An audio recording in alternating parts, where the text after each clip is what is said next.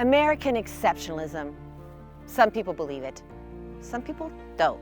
But what does American exceptionalism mean? The goal of my journey is to get past the buzzword and explore, what does American exceptionalism really mean?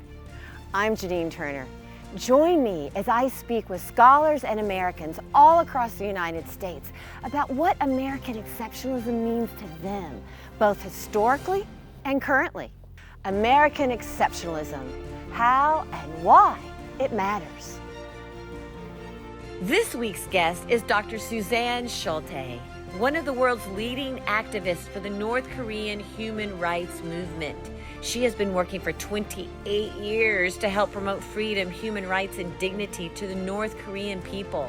Suzanne and I will delve into Korean history, starting from the 19th century, exploring the tragic takeover of tyranny, which is crushing the North Korean people, their loss of freedom of religion, that they must bow to their leader, Kim Jong-un, whom they are taught is their God. We will shine a light on how our Bill of Rights have preserved our freedom of religion, that we believe men are not angels and that men are not gods, because it's when men think they're God over their people that freedom is lost. Our United States Constitution checks this abuse of power. Freedom of religion, one of the markers of American exceptionalism. Hi, welcome to American Exceptionalism Revealed, How and Why. We have a very special guest with us today, Dr. Suzanne K. Scholte, and she is one of the world's leading activists in the North Korea human rights movement, and she's been working for 27 years to help promote freedom, human rights, and dignity to the North Korean people. Oh my goodness, I'm so thrilled to have you with us today. Well, it's great to be here. Thank you. You were on our Constitutional Chats podcast, and afterwards, Tova Kaplan, who's our National Youth Director, who's been there for over the 100 that we've done. We said, Suzanne is just one of our favorites, absolute favorites. I just admire you so much. I'm very impressed with your legacy, with the mission, with the light that you carry.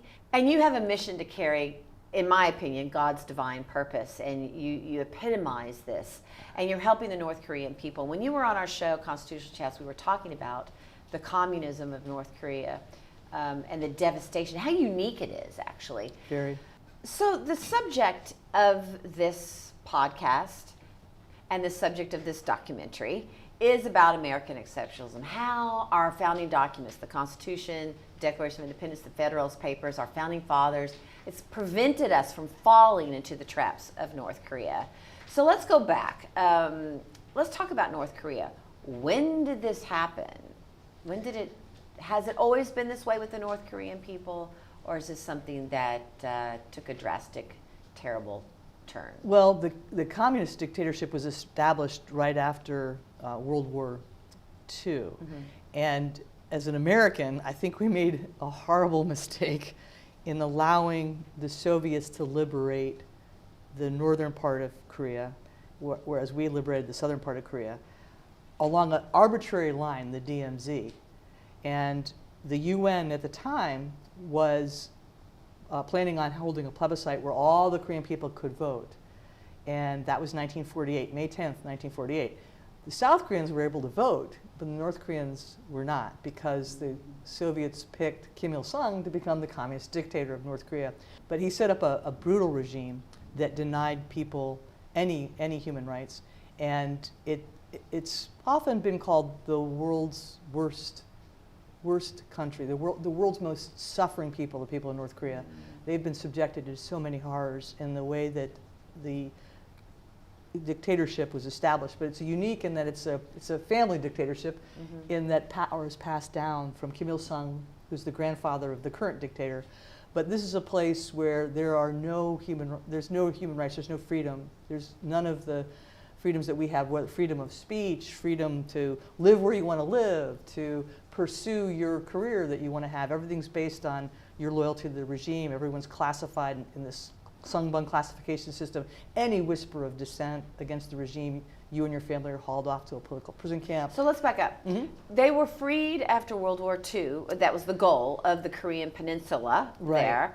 And the North were given to Stalin because he was it was Stalin and much like Churchill what happened in Europe too with the division in Iron Israel. Curtain. And there were some people that were warning about that, about the Soviets had been our allies, but were they going to really be? Churchill was really big on that. Yeah, Churchill was like, warning you about that. should not trust Stalin. But since they had been pivotal in helping us win World War II, there was this sort of acquiescing to Stalin and a little bit of dividing up the property. But I'm curious for those youngsters that are listening as well. When we say we were going to free the North Korean people and Russia, was the northern section, from what were we freeing them? What were they under at that time? They were under Japan. They were okay. under Japan's colonization, which was a brutal colonization. The Japanese did that happen during World War II? Did Japan take over Korea at that was in the 1900s. That was much earlier in the 19th century. Japan had taken over Korea, and had a war with Russia and won and took over Korea. So before that, though, the Koreans had established a 5,000-year-old dynasty, and they were isolationist. Koreans were isolationists, but they realized that America had something really special, and we signed a treaty with them in 1882. We established the king of Korea understood what happened in America was pretty amazing with our Constitution, and they wanted to have some of that. So that's when you saw religious freedom. They saw how Christianity was so important to the Americans, and that's when you saw so many missionaries go to Korea at the time. You also saw women having the chance to have education, and they were really respectful of our Constitution. Yeah, even though our country was a baby, they realized that there was something really exceptional about America, and they wanted some of that. And so was he considered the king of? Yes, of Korea, and this was a treaty that was signed where we opened up relations, and we started sending missionaries and educators. And I always tease my Korean friends, but I did notice that they did ban the export of ginseng. Ginseng is very popular medicinal medicine. We'll share with you certain things, but we're not sharing you our ginseng. Oh, interesting. But they understood that there was something really remarkable about America, and that's why they established this treaty. So it was one of the first treaties we ever had with an Asian country. Oh, and that was in the 1800s. Exactly, late 1800s. And this is, when you think about it, they just, like I said, they had had a dynasty for 5,000 years, and to have always under a king. Always under a king, but they understood something really special about what we were doing, wanted to share with us and open up trade with us. So it became a really important. It's interesting to me that many of these nations that had kings originally have had a hard time embracing true liberty the way we've had here. France took a long time. They had their revolution, but then they went back to Napoleon, then they went back to another king. Russia gets a little bit of liberty, and they go back to czars and dictators. And so once they've had a test of being under a king, it's really. But in America, in the American colonies, we had a king, but he wasn't with us over here. So we had all these years to establish a sort of independence with kind of a king, but not really a king. And it was set up with the House of Burgesses and with this representative government. But it's interesting to me that it's hard for these countries. Someone had made this argument to me at one time. That's all they've really known, and they kind of gravitate back toward that. But we know that's not the case in North Korea. So North Korea was under a king. Japan came in. Right, all of Korea, right, and that, but it wasn't. It wasn't divided. It was an arbitrary division by the Allies because of World War II. Okay, and we allowed. But before World War II, when it was divided, Japan took over. Right, Japan and it was not divided had all then. Of Korea. Right, it had all of Korea, and the Japanese were wiping out the Korean culture, and that's when the roots of Christianity became so important in Korea, because it was the Christians that were fighting against the Japanese colonizers. It was the Christians that were trying to preserve Korean culture, because the Japanese had to worship the sun god, the emperor, and so there was this resistance that was led by Christians, and so there was a real strong. So the Christians were helping them against the Japanese. And when I say Christians, I'm talking about past American missionaries that were there, but also the Koreans who had become Christians.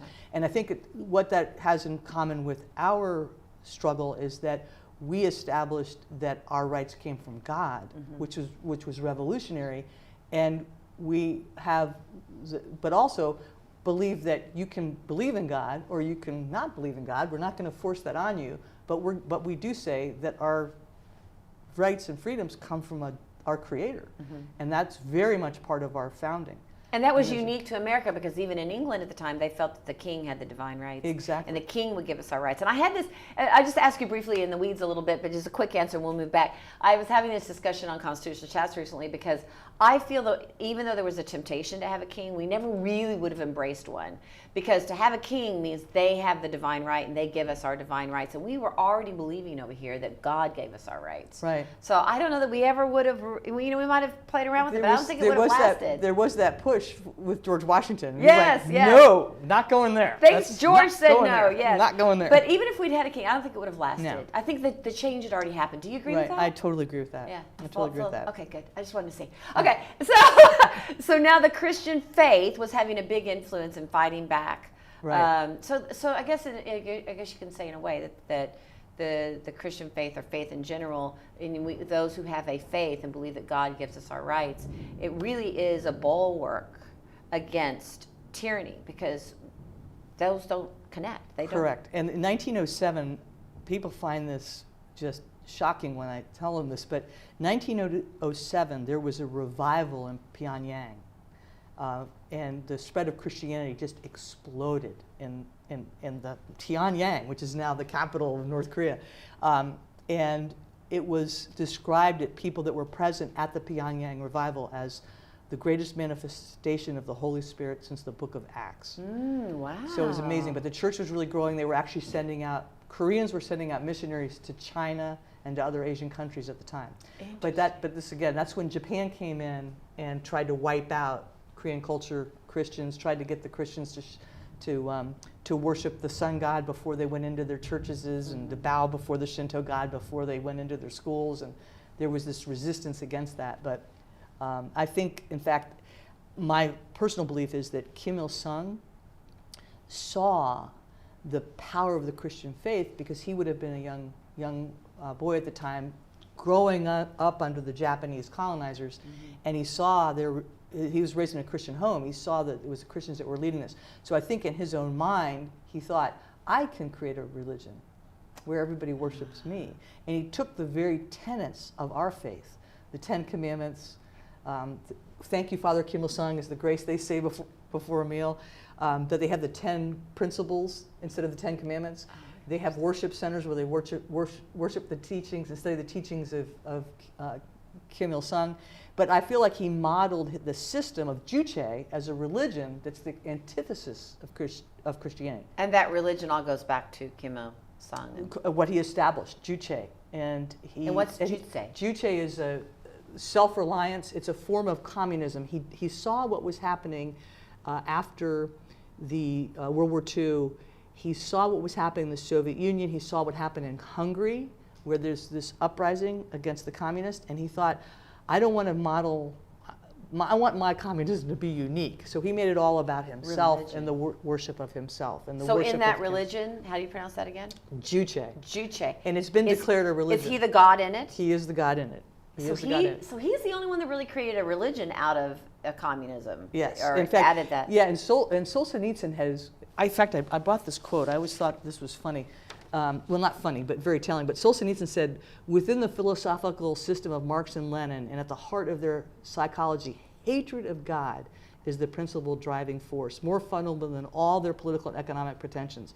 So he's basically saying that with communism, it needs to control a population devoid of religious and national feeling. This is Solzhenitsyn, who's a great hero. Yeah, Solzhenitsyn was saying communists proclaim both of these objectives openly. That's something we really need to be aware of. That's why communism, they hate religion. They hate whether it's Christians, whether it's Muslims, whether it's Jews, whatever faith. They hate religion. They hate God, and it's fundamental. So with what was unique about what happened with Kim Il-sung in North Korea, he created a religion for the worship of himself. And that to me is why the suffering there is greater than any place on earth. Because it was religion in a way that eventually helped get the people that were under communism out of communism, and he didn't want that to happen in North Korea. He wanted it to stay, so he knew that God was going to be important. Smart man, you got to give him that. Yes. Very observant. Very. And it was the system he set up was brilliant for how to be able to control people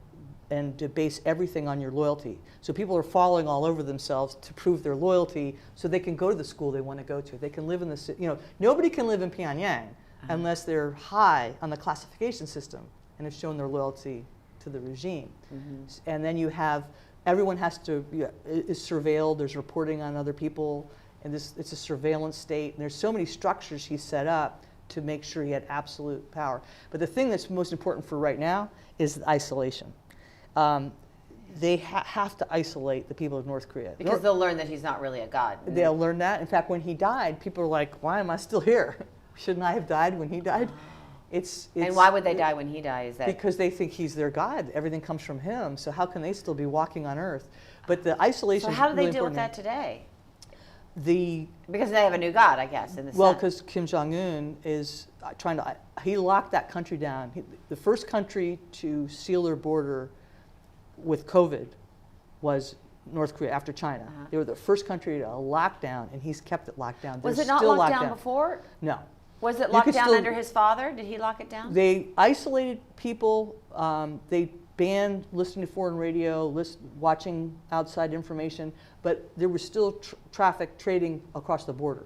But that got locked down because what was happening is North Koreans were hungering for information.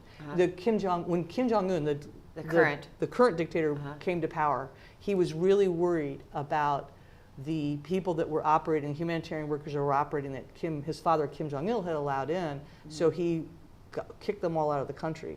And he started to isolate because the people in North Korea were starting to learn about the outside world. Yeah, especially with the internet. They were starting to learn that about South Korea. Because if you're North Korean, you grew up believing that Americans we're the Yankee imperialist wolves. We're really ugly. We have big noses. We look like reptiles, and we were the cause of the war. We were the cause of the Korean War. The Korean War. We were the cause of the Korean War. That we tried to invade, and that we currently occupy South Korea and treat it like a colony. And these are just all lies, but this is what they're fed to believe. And just to give an example, if you walked into a kindergarten classroom in North Korea, you would see a mural on the wall that would have an American soldier knifing a woman with a baby because they want to show this is what Americans like. They're brutal. They're horrible.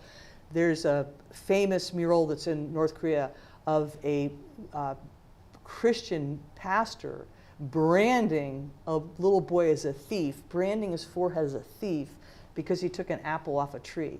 So that this is this anti-Christian, anti-American propaganda that's fed to them, a steady diet. And just to give you an example, when you learn math, you're taught math this way.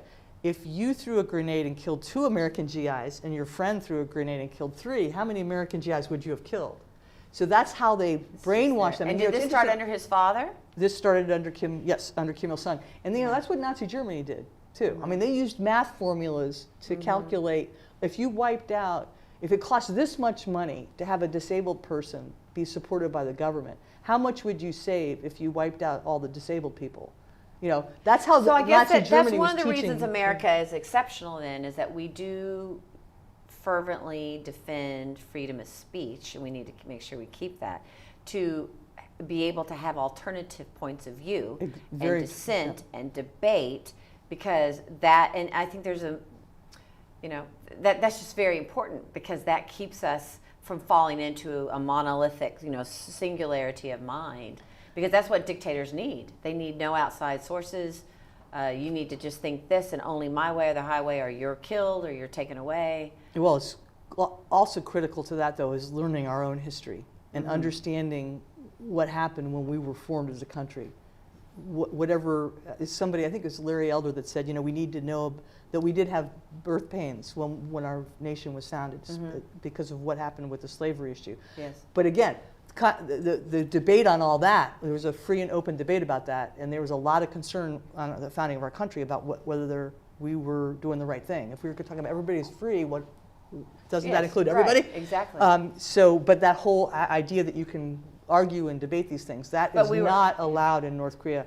And right now, they're literally, because of the explosion of information that was getting in under Kim Jong-il, current dictator's father, there was a lot of information that was getting into North Korea because North Koreans, they'll tell you, they'll say, we're like anybody else. We're curious. We want to know about things, and they were watching. I'm surprised the father allowed that to happen because weren't they getting alternative points Well, they of were. view? Well, they had to open in some ways because because of the famine. Yeah, they were right. experiencing a terrible famine when the Soviet Union collapsed.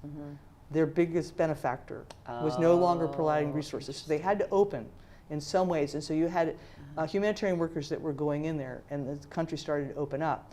But that's why Kim Jong-un was like, not having this anymore. We're closing everything up because they were getting exposed to the outside information. But the other thing is we're very much involved in getting information in. We do radio broadcasting, and we do leafleting. We do balloon launches. Rice ball launches was modeled after something the American Air Force did. Operation Geely, which is truth, because we were trying to get information in to explain to people in North Korea, Americans are not your enemy. We actually liberated South Korea. They're not a colony. They're a free, thriving, South Korea is an amazing country. I mean, it's the 11th largest economy in the world. And here's North Korea, same people. But North Korea is the worst place on earth. Interesting. Really interesting.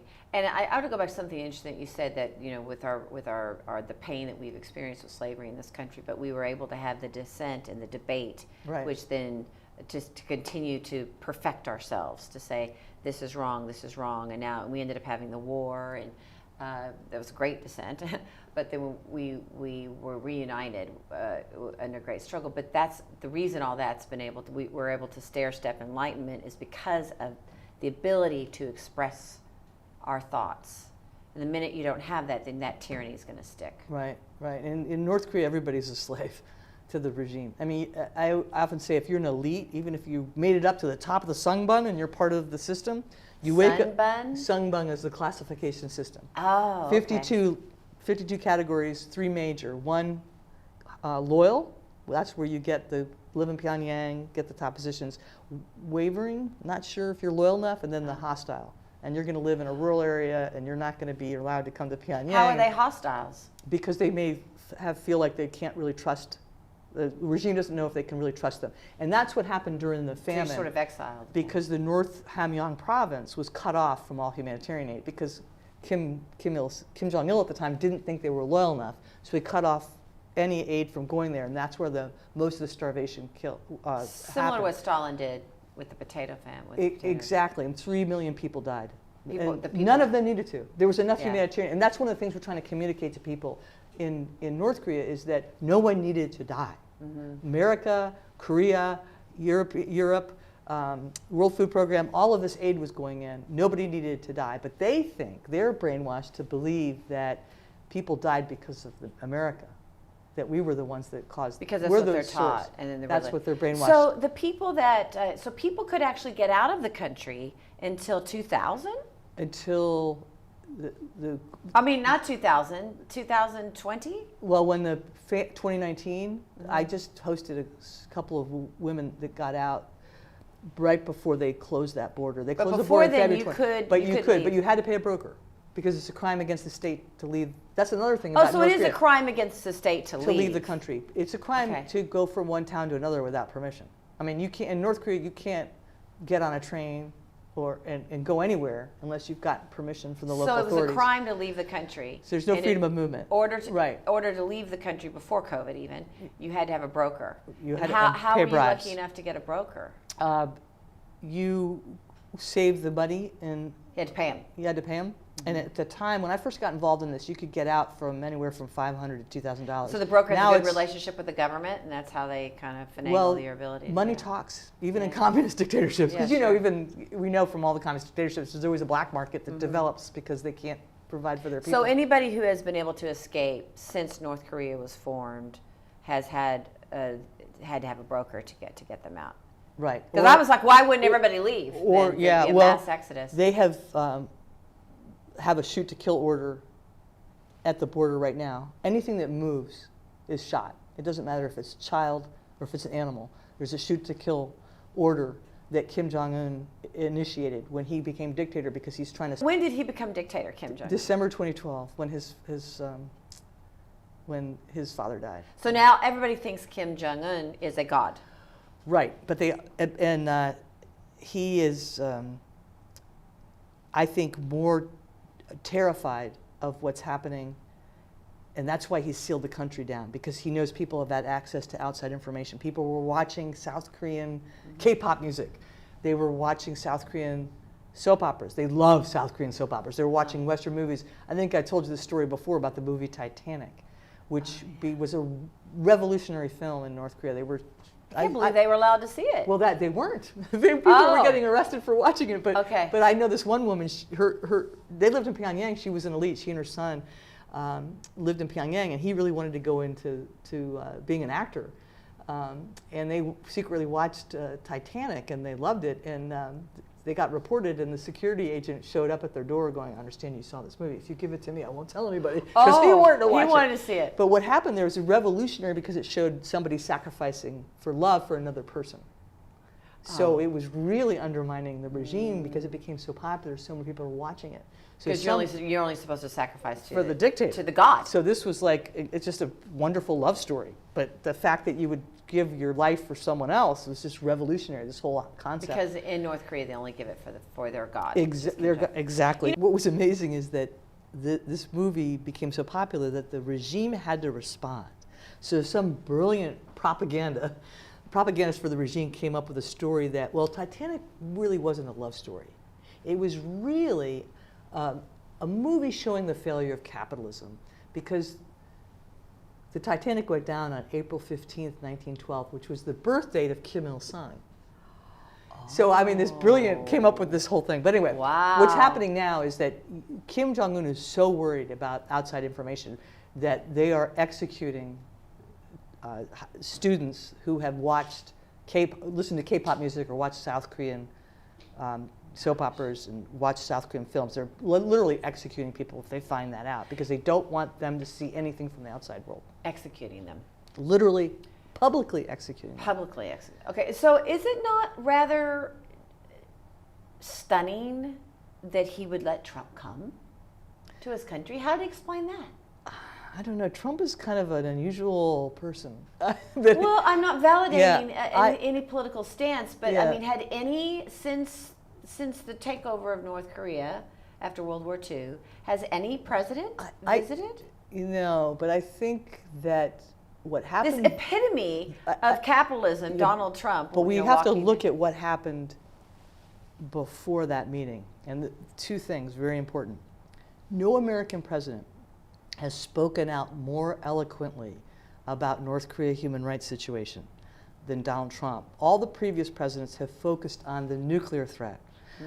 That's what the regime wants. The Kim regime wants us to focus on the nuclear threat, because that's how they hold on to power. Because they say, the Americans are horrible people. They want to invade you. They want to destroy North Korea. Right. They are your enemy. That's why I have to build these nuclear weapons, to keep you safe from those Yankee imperialist wolves that you saw on your kindergarten classroom wall. So that's the whole lie that he tells. You may have to go without, you may be deprived, you may not have a full stomach, but I'm taking care of you. I'm keeping you alive from the Yankees. Because I give you your rights. I give you your rights, and I'm protecting you with these nuclear weapons. In America, we believe our rights come from our So you creator. have Donald Trump that comes in, and how does he respond? Kim Jong-un is threatening, constantly this nuclear tests and nuclear threats, and Donald Trump responds by saying, I have a red button too, and my red button works and yours doesn't, which was basically saying, you do anything, we're going to level you. And he just responded back to the provocations by North Korea, saying, you don't even want to think about what we can do, because we have the capability to destroy you, period. And then he goes to Seoul, and Donald Trump spoke at the South Korean National Assembly and gave the most powerful speech any elected official, any president, even of South Korea, about what was happening in North Korea. With to the the human people, rights. human With rights. the It human was rights. all about human rights. It was all about human rights. Human rights is the Achilles heel of the regime. Kim Jong-un cannot let the people know about their own suffering. They cannot know that they're entitled to rights from birth. They can't know the truth about their existence.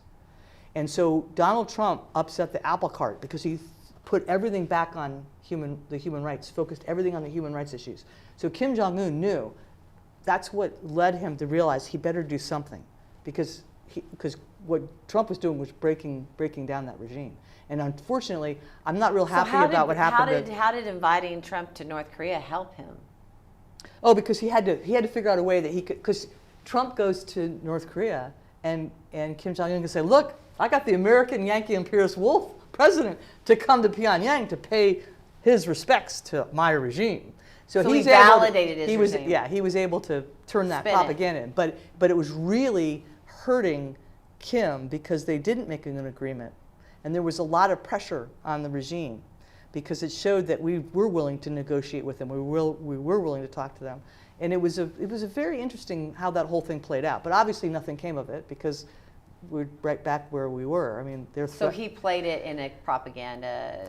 Oh yeah. He spun it. Oh yeah. But there was pressure. There was a lot of people in North Korea going, "Wait a minute. Why hasn't something good come from this? Why are we still suffering?" And what did the North Korean people want Kim Jong-un to do that would have been good from the meeting with Trump? I would say making sure they have the food. I mean, I talked to a North Korean woman. She said something to me that just really struck me. She said there was only 2 times in her life that she'd had a full stomach. 2 times in her entire life. And we just dropped 100,000 leaflets into North Korea calling on the people there to rise up against the Kim dictatorship because he's promising them a bowl of rice. And they say, you're never going to get your bowl of rice. So many North Koreans I've met would say, I would just dream of having a whole bowl of white rice. I mean, these people are starving. And they've been starving. So they thought if Trump came that they would Well, they get thought there food might out be of a break. There might be a breakthrough. There may be an opening. There may be the situation may improve. And that's why when no agreement came, because remember then they meet in Singapore, and Trump walked away because he couldn't get Kim to come to an agreement. With nuclear. And another thing too that people should watch what he showed Kim Jong-un. The video he showed Kim Jong-un. And Trump, the way that Trump thinks, because he thinks like a businessman. He showed him this video. It was, you can have this, and it was these thriving cities and high-rises and beautiful shipyards and everything. Or you can have this, and it was nuclear implosion. So he just totally confronted him, but he couldn't get Kim to come to agreement, so Kim went back with nothing. So nothing ever came from it. But I think he was, I have to tell you, watching Kim and Trump meet made me physically sick to my stomach because of what I've done. With because my why? work. Because the spin that the people were going to say? Yeah, because I don't know that, I've never felt like you could negotiate with Kim Jong-un. So do you feel the trip was not a good thing to have done then in the long run? Maybe because there are 2 philosophies. One, go ahead and engage with dictators because you might be able to make a difference. The other is don't ever negotiate with a dictator because they don't deserve that, and it could be spun the way it did. So would you say no president should ever negotiate? He never talked about the most important issues, which is human rights, and when they met in person. Now he says he brought up human rights, but according to some of the people that were there, human rights in other places. So right, he was in South Korea. He was, but so you think a president can go, but they need the to talk most about important thing we need to talk about is the people of North Korea. See, that's another thing. When we don't, then we feed the lie. You know, I've often think of this. We feed his lie. When and that's what my. So do we know that no this is human what rights made were me brought so up? angry with previous American administrations, whether it was George Bush or Barack Obama. They cared about human rights. Bush was the first to really focus on North Korean rights, but when they were negotiating with North Korea, they only focused on the nuclear issue and that fed the lie because it showed the North Korean people, oh, they really don't care about us. They only care about the harm we can do them. In other words, they only care about the nuclear program. They only care about the nukes. They only care about the security issues. They don't really care about the people in North Korea because we didn't What raise happens it. in those rooms? You know, I've always wondered from the State Department. You know, when the State Department goes in, you've got the president and all these people, and they're having this back and forth. Do they say, you know, what can they say? What do they say? You are treating your people in a terrible manner, and we insist that you feed them. I mean, well, what's the conversation? Well, stop starving your own people to death.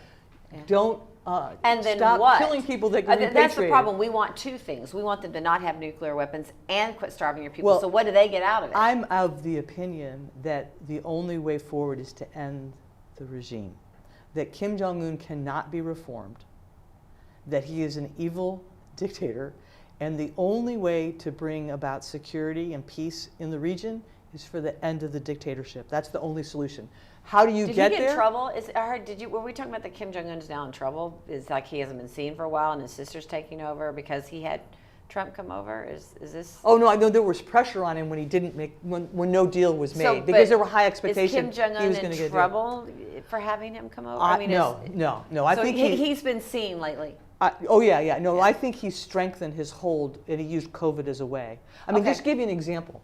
A South Korean maritime official approached the North Korean border. We don't know if he fell overboard. We don't know what the circumstances were. But he approached the border. They shot him and burned him. Who was it? A South Korean maritime official approached their border. This is after COVID. That's how fearful they are about anybody coming into their country. He got too close to their border and was shot. He was shot and they burned his body. Okay, well, that's to me, that's an example of how afraid they are of the outside information. Yeah. So that's why we're trying to get things in, because I believe, like I was mentioned earlier, if you're a part of that regime, you wake up every morning and you only have two choices: being a slave, doing everything you can to curry favor with Kim Jong-un, or seeing your family killed in front of you before you're executed. That's your only choice. We have to show the people in power in the regime there is another way. There is an alternative. And I believe that change can come from the people of North Korea. They're the key. To sum this up, yes, which is remarkable what you're doing to try to help the North Korean people, and I admire you so much. Let's talk about the people that have come, that have escaped, what they think about America. What is it about, what American exceptionalism is a focus. Okay. Yeah. So what is it about America, our founding documents, and that have kept us from falling into the demise of something similar? Well, let me to tell you North Korea? that you will not find somebody who loves America and American principles more than a North Korean that's escaped.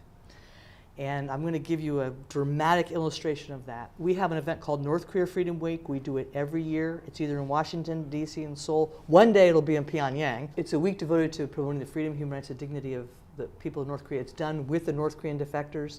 And the first day of North Korea Freedom Week, we all go to church together, and then we go to the Korean War Memorial, either in Seoul or in the Washington, D.C. And these North Koreans put on their North Korea People's Liberation Army uniforms, men and women, because men have to serve in the military for 10 years, and women for 7. They're required military service. Yes. And they go to the Korean War Memorial and they lay a wreath in honor of the Americans who died freeing South Korea and pledged their lives to honor their sacrifice by freeing North Korea, because they realized we were the good guys, we were the heroes. But as far as our Constitution is, I believe the exceptionals comes because we were a covenant nation, because we said there's a God that created us. You're not going to be forced to have to worship him or believe in him. You have complete freedom of religion. But we acknowledge that there's a creator God that created us. That's where our rights come from. And to me, that is what has made us exceptional, because we remember that. And that's one thing I'm so afraid that we're losing in society today, because we've pretty much forced God out of our classrooms. We forced him out of the public square. Christians are attacked and persecuted, and I feel like that's one of the core values about the Judeo-Christian beliefs, and that's at the core of our Constitution. I don't think we can separate what happened in our founding from what God's role was in that. Whether it's the Mayflower Compact, whether it's the founding documents, our founding fathers recognize that. Our whole early documents about our history are rich with this absolute devotion of a creator God that we relied on for divine providence. And when you think about what happened during all the miracles that happened during the Revolutionary War, I believe show God's hand on that. I am concerned that we are turning our back on God, and I think that's why you see all the things. I know you don't want to get into the political stuff, but when we see all the destructive things we're doing to ourselves, I think it's because of that and how we're treating each other. I mean, I've never seen the meanness that seems to have come in our society today that just seems to be escalating, and I really worry about that. But I think there's a religious component of that because of how we've treated God. And so in our Declaration of Independence, we declare that our Creator gives us our rights. And it's interesting to me that they made that they were all very religious back then, most of them were Christians, but they were very careful to say Creator, which I thought is really interesting. But the Creator gives us our rights, and that means that the government does not, because if the government gives us our rights, and the government can take them away. And I think that this encapsulizes what's happened in North Korea, is that they weren't allowed to believe that. And like Kim Jong-un, I give you your rights, and so I can take those rights away. Yeah. And the Declaration of Independence, we declared that, which was one of the first to ever do it, that our rights are innate. We're born with them. And then the Constitution backs all that up by protecting those rights. But we protect those rights with checks and balances on a government that prevents us from having tyranny. No one branch can become too powerful. And I think I'm hearing you say as well that we need to be educated about the founding documents so we understand what we have and why it's important. There seems to be a movement that the government gives us everything, and that's where we're going to be in trouble. That's where we're going to be in terrible trouble. And I'll give you an idea. We value human life as Americans. Human life is valuable. That's why we're the most we give the most humanitarian aid. We're the ones that step in, and what motivated us in World War I and World War II in Afghanistan was because we wanted to help people that were suffering under tyranny. So because we value human life, because we believe it comes from a creator God. And I want to tell you, I asked this North Korean woman one time, what's the value of a woman in North Korea? She said, it's the same equivalent value as a fly. That's what they think of their values. So that just, when she said that to me, I was just shocked. So that makes America exceptional, that we care about human life. Human life. It's so valuable. And I was going to throw in one other quick comment too, because this is a problem that's happening in North Africa with the Muslim people who are being persecuted, who are trying to get their freedom. They established a republic, and they modeled their constitution after the American Constitution. And they are a devout Muslim people, but their president actually invited Christians to come, and when they get their homeland back, which is Western Sahara, it's a very obscure issue, not many people know about it, but he invited Christians to come plant churches in Western Sahara when they get their homeland back, because he wants their Muslim country to respect people of all faiths. But they understood the remarkable nature of America, and that's why they modeled their constitution after ours, the people of Western Sahara, the Sahrawi Republic. See? And that's what makes America exceptional. Yes. One of the reasons, yes? Yes.